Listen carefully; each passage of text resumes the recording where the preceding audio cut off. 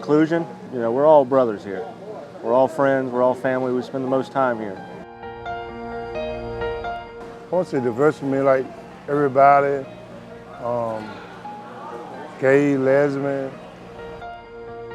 Inclusion to me means being open to a broad spectrum of ideas and people and perspectives.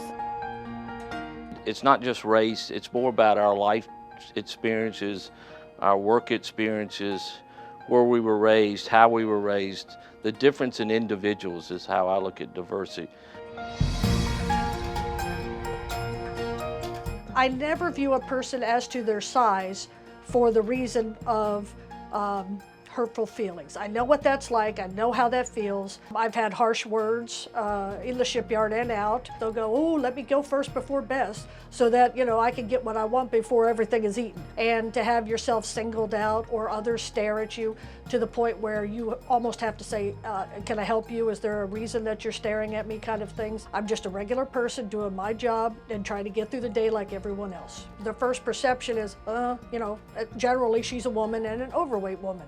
So I don't know how much I can count on her to do things or, to do our plan and our process. In fact, this last week, being with the snow and the ice and all that, I've been outside doing my job, running around and things, and the ones who had never seen me outside had only seen me in the office. Oh, you get to go outside too? I said, yes, my job entails everything, inside, outside, through all different kinds of weather.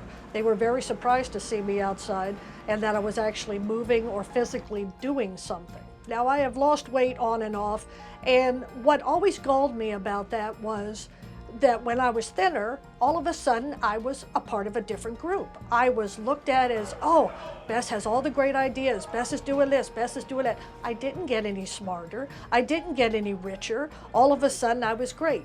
Then I put on a few more pounds and then, oh, let's put Bess back on the shelf again. And as far as I'm concerned, if this is the body that I've been given and this is where I'm going to be, I'm going to enjoy it. I'm going to have fun with it and I'm going to go out and do things. People can join me with it or they can just turn their head, but at least I know that I was happy.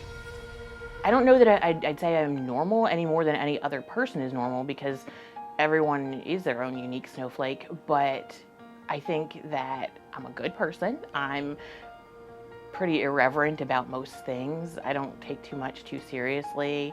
I think all of life can be a joke on some level, even if it's a bit twisted. So just looking at me, you might draw a lot of conclusions about me as a person. I don't know.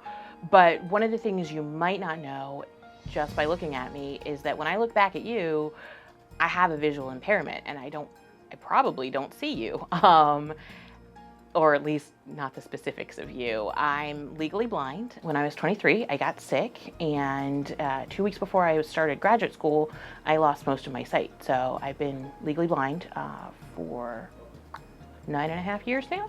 And for a lot of people who are used to dealing with people who are visually impaired, that doesn't necessarily make sense. I think we as a society tend to think of blind as an either or, that either you can see normally, whatever normally looks like, or you've got dark glasses and you can't see anything. And I am somewhere in the middle on the inconvenient end of that spectrum.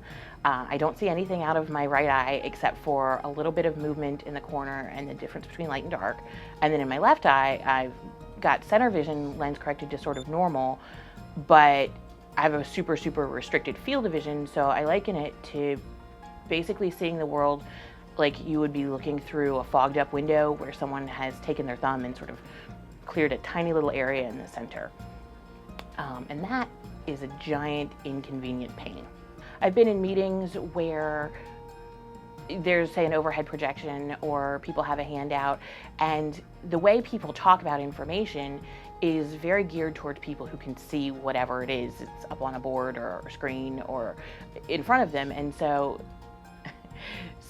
as a fun trick, you should try next time you're in a meeting to sort of close your eyes, don't fall asleep, and listen to people and how they talk about the information. Because you'll hear, oh, well, you can see over there that we've got a challenge coming up. Well, okay, what does that mean? What kind of challenge? Is it a too many or a too few? Is it when over there, what does that mean? Coming up, what's your time frame?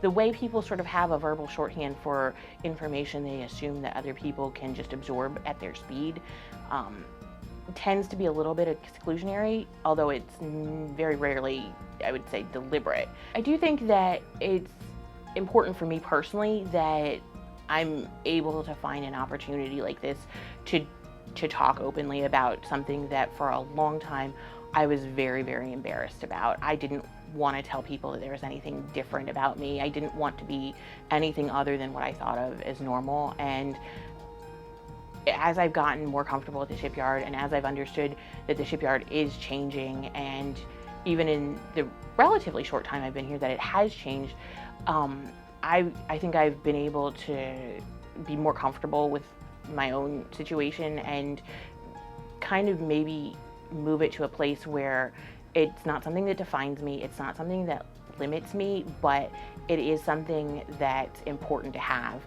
because it's a part of me, and so it's important to have a conversation about.